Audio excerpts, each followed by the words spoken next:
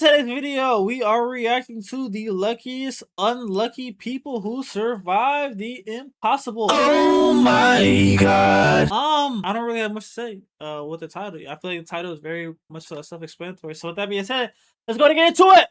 The luckiest people who survived the impossible. Frane Salak. Frane was born in June of 1929 in Yugoslavia. He was born unexpectedly 2 months early while his parents were on a boat in the Adriatic Sea. Fortunately, both him and his mother survived, and it's reported that his father even cut the umbilical cord with a fishing knife. When Frane was only 11 Oh, that's different. That's different. months old, he had life-threatening intestinal issues that nearly took his life. And at 11 years old, Frane nearly lost his eyesight completely, but reportedly recovered due to his mother's prayers to Saint Teresa and a nun's herbal medicine. Already, the childhood of Frane sounds like somebody who survived. Yeah, that already sounds pretty possible. That sounds like when Kevin Gates said he put the girl's battery on by just praying over it. Like, damn.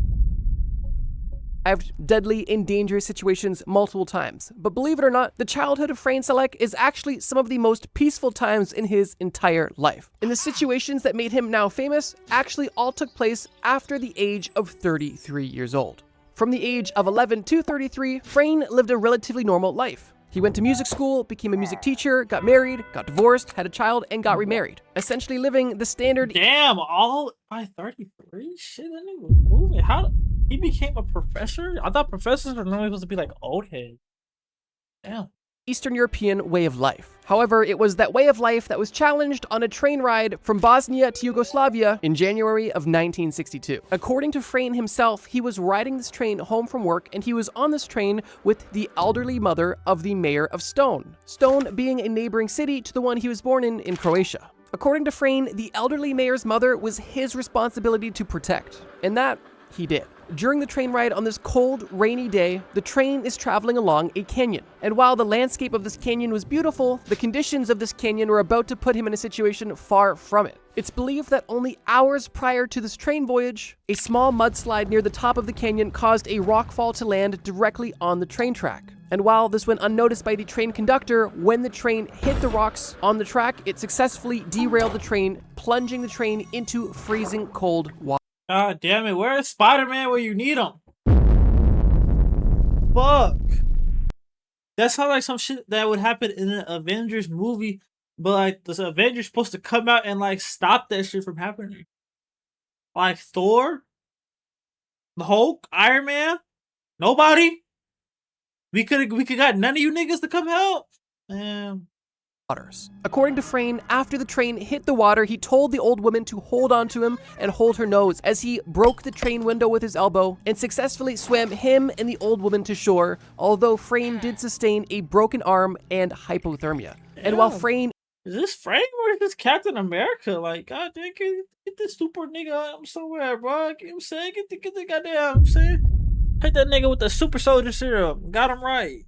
And this elderly woman did survive. The 17 other passengers on the train unfortunately passed away in the accident. That situation alone is the story of a lifetime. Although for Frane, this is only the beginning of his multi-chapter story with his close encounters with death. Only a year later, after the alleged heroic train situation, in 1963, Frane would find himself in another life-threatening situation. During this time, Frane is teaching music in Slovenia as part of his service in a military band for the Yugoslavians People Party. Although, during his time abroad, he receives a desperate call from his mother, and she informs Frane that she has been hospitalized and desperately needs him to come visit her, as this might be his last opportunity to say goodbye. Obviously, understanding the severity of his situation, Frane— Y'all, fun fact, quick little personal note for y'all.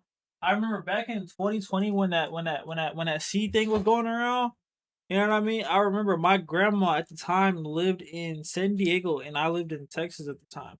And it was right when I had turned 18. I remember I had literally just finished graduating. And then after graduation, I ended up finding out that my grandma ended up getting the C thing, right? But I also had just got a job at AT&T, which was like a pretty good job considering how old I was. It was like a job right literally straight out of high school that paid me like $60K a year, right? And so finding out the news of my grandma getting the C thing, my mom was like, "Yo, we're gonna go out there to see your grandma because we don't know like if this is gonna be the last time we see her or not." And I had the choice to make of whether or not I either was gonna go out there and see her, or if I was just gonna take the opportunity I had with a job. And ultimately, you know what I'm saying, I took the opportunity with the job. And then I want to say she ended up passing away like 2 months. I think a month or two, or it might have been weeks. It might have been 1 or 2 weeks after that. Yeah, she passed away. And then I want to say they cremated her.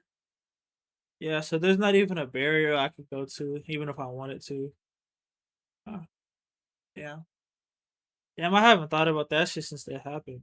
Yeah.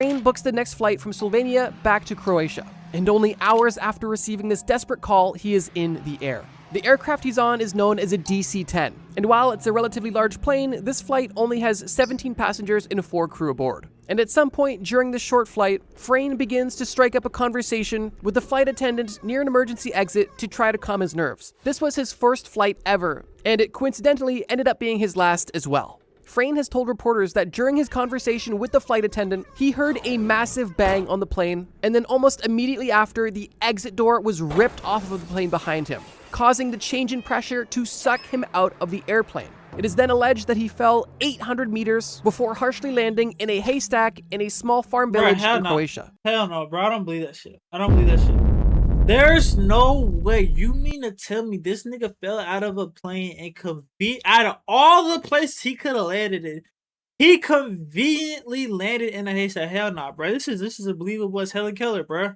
There's no way this nigga. No, this gotta be fake. According to Frane, he spent 4 days in a coma and then woke up in the hospital, where he learned that he had no serious injuries besides the loss of consciousness and, well, coma. During interviews decades after the incident took place, Frane also reported that the loud bang heard on the plane was likely the tail of the plane striking a mountain, causing a fire in the plane and causing everybody on the plane besides him and the stewardess he was talking to pass away.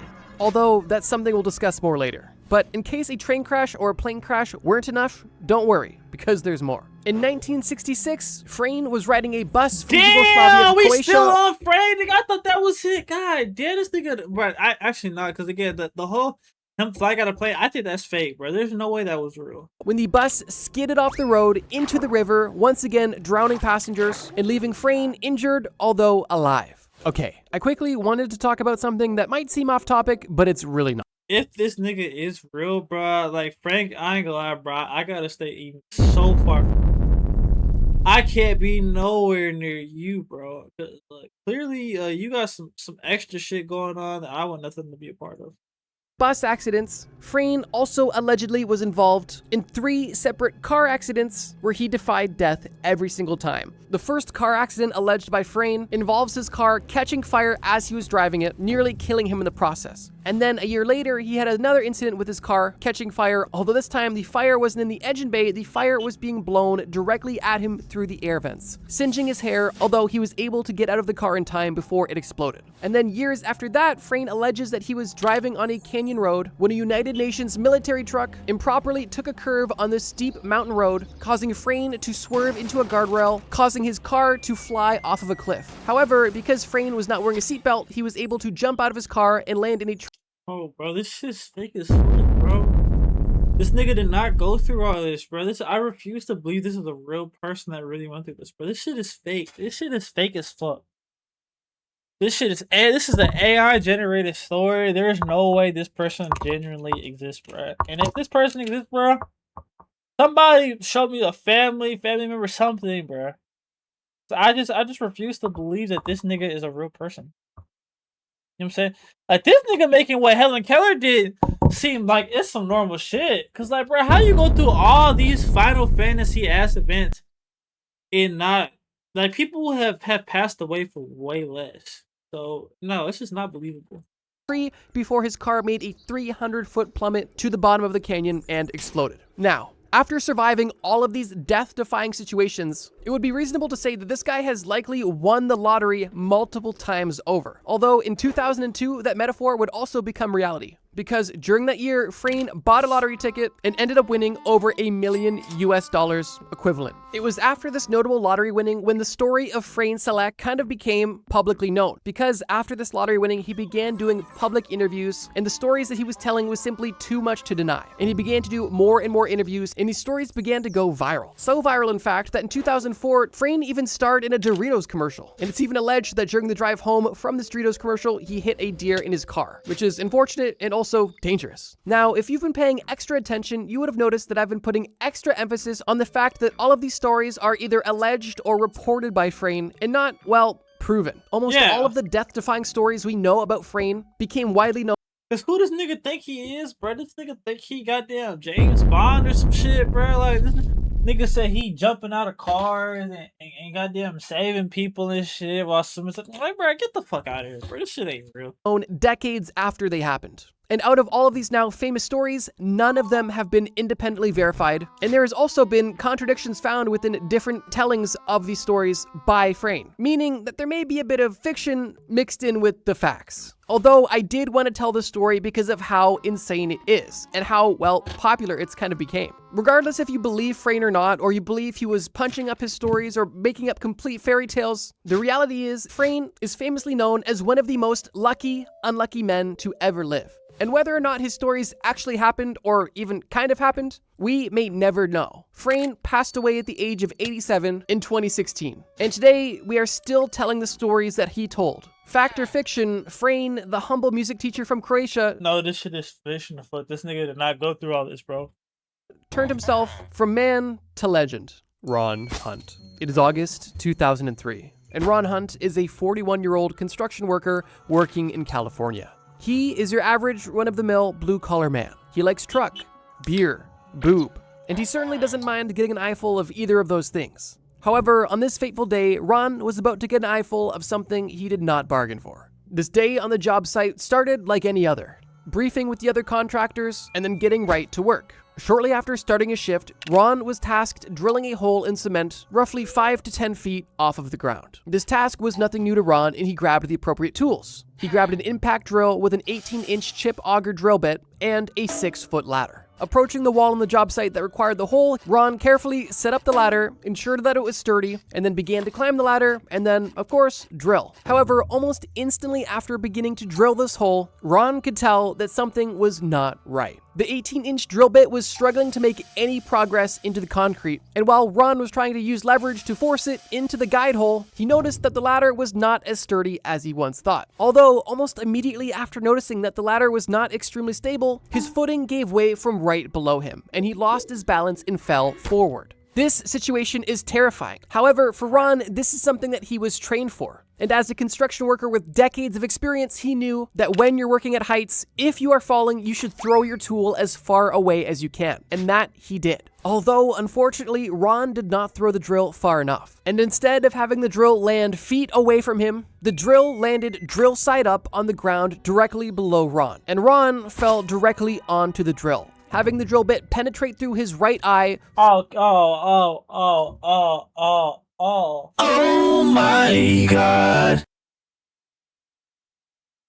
Through the back of his skull. An injury that undoubtedly would kill 99.9% of people that it would happen to. Although for Ron, this extremely unlucky situation would actually turn out to be the luckiest situation of his life. Immediately following the fall, Ron's coworkers ran to his side. And while the scene was absolutely gruesome, they remained calm and called for help immediately. While waiting for help, Ron 911 was sure emergency. My coworker, this nigga, he fell on a drill, and it went through his eye. If y'all niggas can send some help, that would be appreciated. was not only shockingly alive, but conscious, and was able to feel around his head to try to understand how severe the injury was. And when he felt the entry point of the drill on his eye and the exit point on the back of his head, he knew he was in serious trouble. although he didn't let that situation get the better of him. Due to Ron's coworkers' quick response, the paramedics arrived only minutes after the accident happened, and after examining Ron, a helicopter arrived to airlift him to a medical center in Reno, Nevada. Interestingly, it has been reported, not by Ron, but by actual doctors and nurses, that during his time in the hospital while he was being examined by professionals, Ron was not only conscious and talking, but also lighthearted and cracking jokes, meaning that even in his most dire times, he was able to keep a light. Man, imagine losing your eye, nigga. Like, I mean, yeah, like I can still see like everything. Like, I can still, if I cover one of my eyes, I can still see about 80% of what I could see before. But nigga, it's kind of ass, bro. Like if a nigga was to sucker punch me like right here and my eyes covered, like I genuinely couldn't see it. Art, which to me is just so cool and honestly respectable. However, even though Ron was able to laugh and joke, the situation was still extremely life-threatening and difficult, considering that in most instances, this injury would be instant death. Therefore, this has not been— How did that not penetrate his brain? That's what I'm trying to figure out. How did he not? Because normally stuff like this, you see niggas just instantly just KO after this. So how the fuck did he not?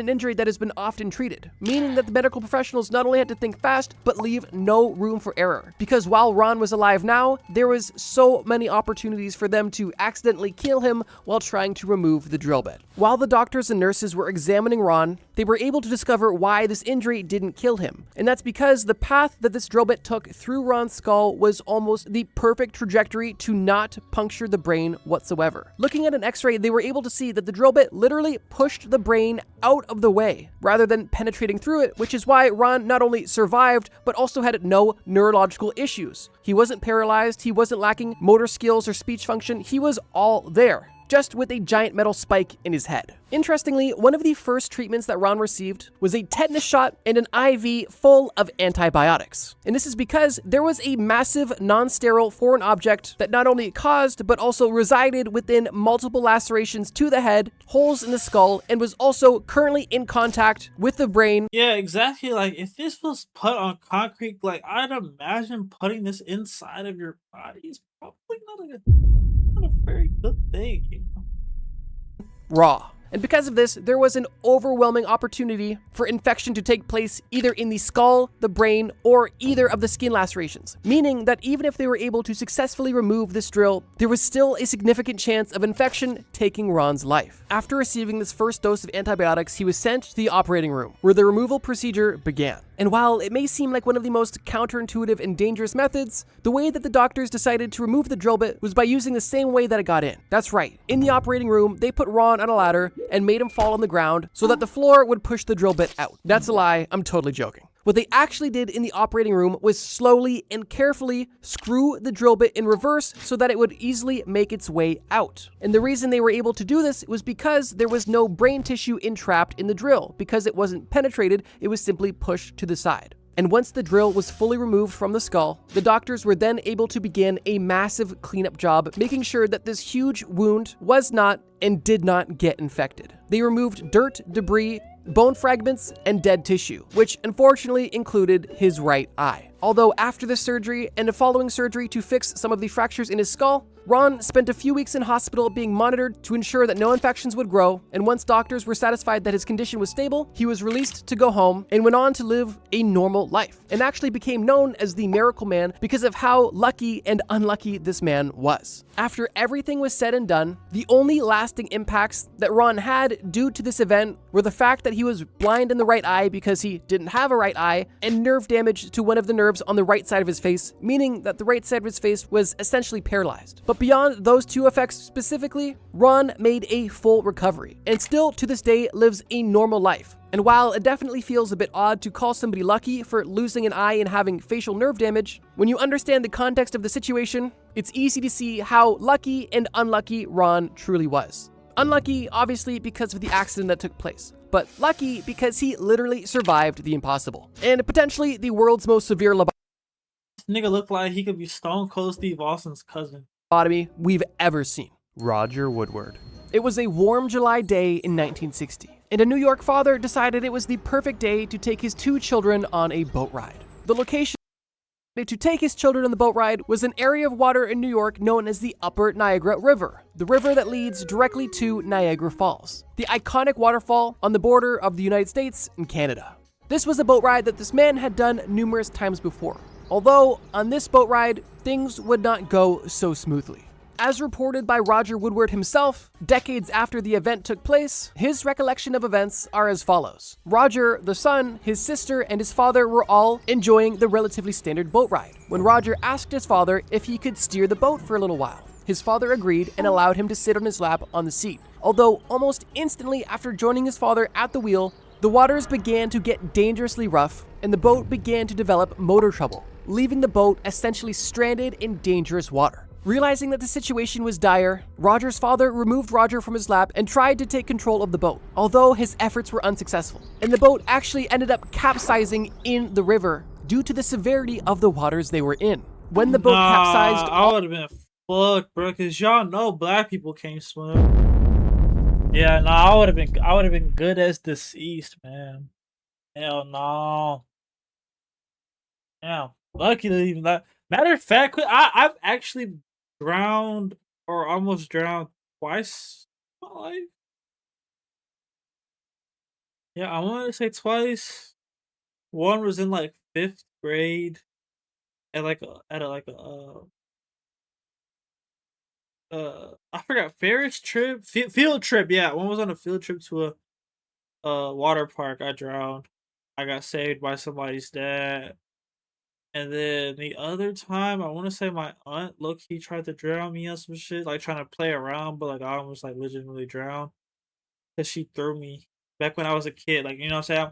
I'm a grown ass man now. You know what I'm saying? I'm like, I'm not getting thrown by no women now, but back when I was legit, yeah, she threw me in like a pool where it was like 13 feet deep. Yeah, I almost cooked my shit. I ain't gonna lie.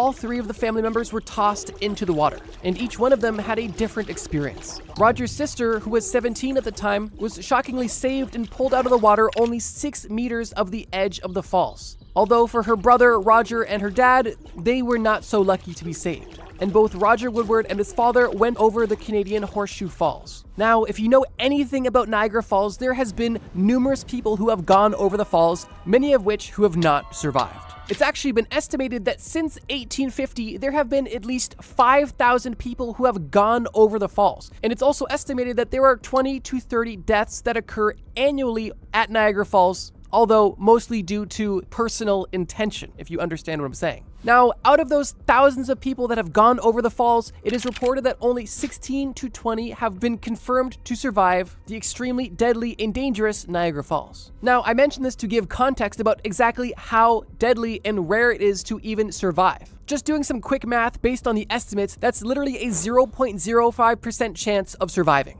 Back to the story, however. Unfortunately, both Roger and his father were swept up in The same percentage as your crush liking you back, nigga. Somebody has to say it. I'm gonna just go ahead and be the one to tell you, yes, bro. She's not texting you back because she is in fact getting cracked by another man, bro. Oh my god. I hate to be the one to tell it to you, but yeah, your bitch is getting rapids and sent down Niagara Falls. Roger's father, unfortunately and unsurprisingly, perished in the falls. But somehow, miraculously, Roger Woodward survived being sent down Niagara Falls at the age of only 7 years old. After being sent down the waterfall, surviving the immense pressure of the water, nearly missing all of the jagged and deadly rocks at the bottom of the falls, and not drowning, Roger was actually spotted by tourists on the Maid of the Mist boat. It's a little boat that goes to the bottom of Niagara Falls, and the crew quickly made a beeline over to the boy as they saw his bright orange life jacket, likely the item that saved this boy's life. After the captain put the boat directly beside Roger, his crew threw a life preserver and they were able to successfully bring him on board merely minutes after spotting him. Roger was immediately sent to the Niagara General Hospital, where he stayed for only 3 days with a minor concussion and bruises. There has been numerous daredevils who have tried to make safe and insulated barrels to go over the falls in, and over half of them have died.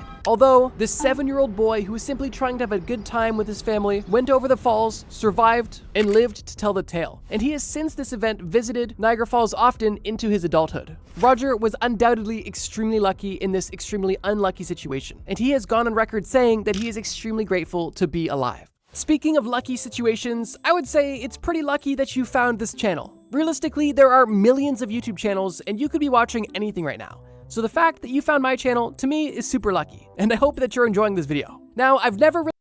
Same here, nigga. My channel has no... I think this channel has 4 subscribers. So the fact that you found me, saying you a real nigga. Let alone watching 25 minutes of the video for a nigga you don't know.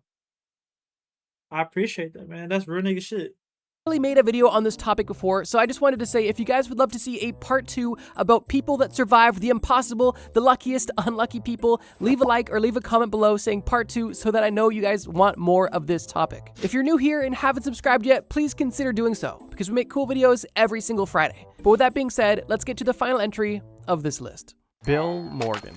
The year is 1998, and Bill Morgan is a 37-year-old truck driver living in a camper van. Not a lot is known publicly about the early life of Bill Morgan, but knowing that he was born and raised in Australia, we can assume that he grew up playing with spiders and fighting kangaroos. Regardless, from his birth to the age of 37, it's believed that Bill lived the life of the average Australian man, doing honest work and traveling the country he loved in his camper van. A simple and respectable life. Although, everything was about to change on one fateful day.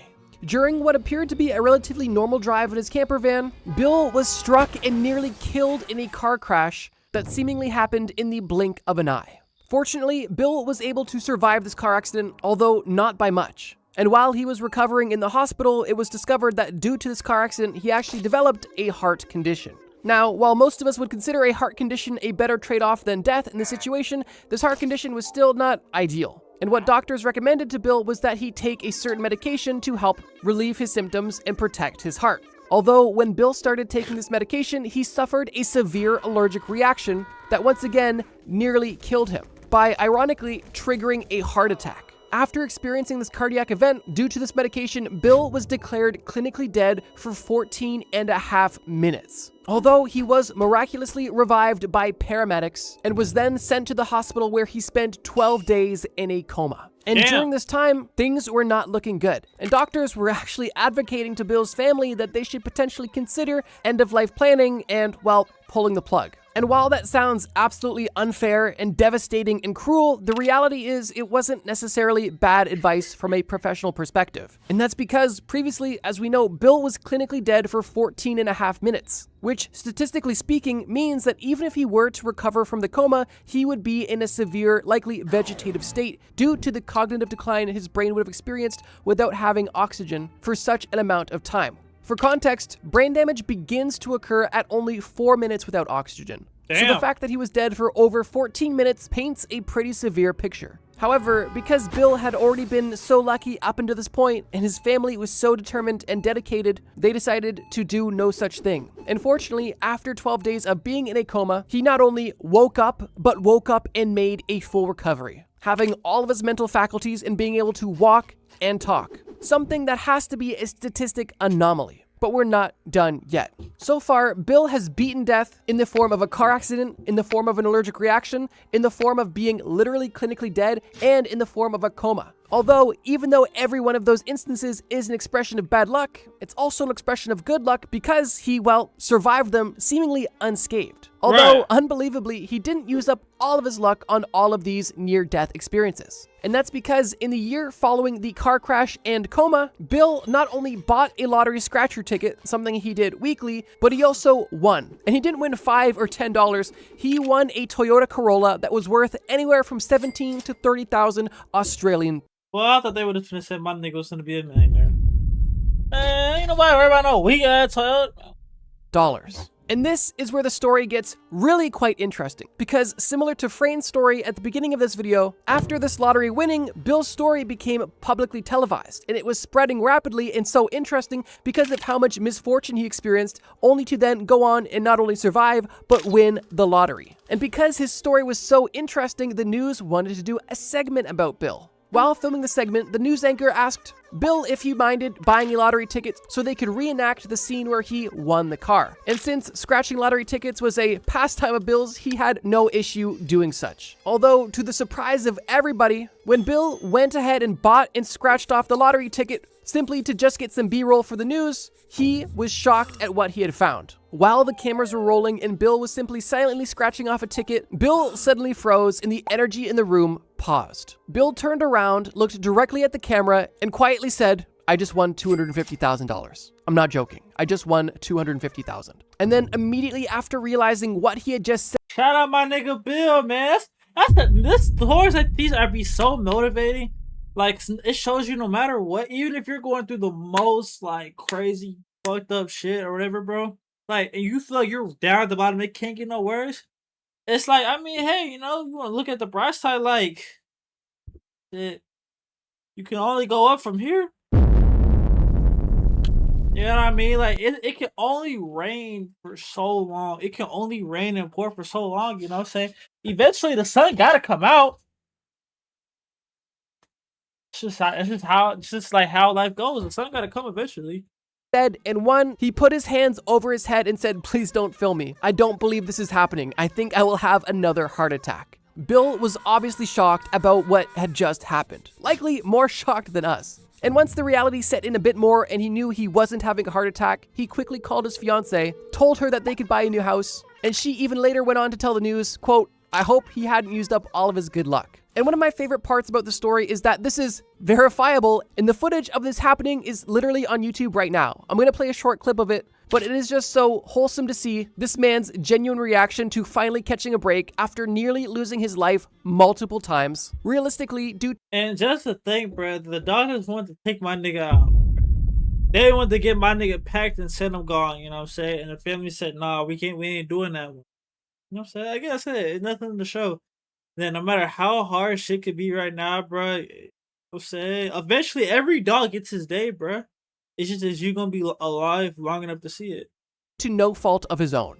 I don't know about you, but I find that video so wholesome, and I just love when genuine, real people get what they deserve. In a good way. In my opinion, Bill is a legend. And while all of this happened back in 1998 and 1999, as of 2020, Bill still lives in Melbourne with his wife. And while he does still suffer with heart issues and arthritis because of the car accident, he is grateful for his life, even stating, quote, "I've had a bonus of 22 years. Oh wait, I guess I should maybe say this Australian. I've had okay, that's not Australian. I've had okay, let me try it one more time. Like, I'm trying my hardest.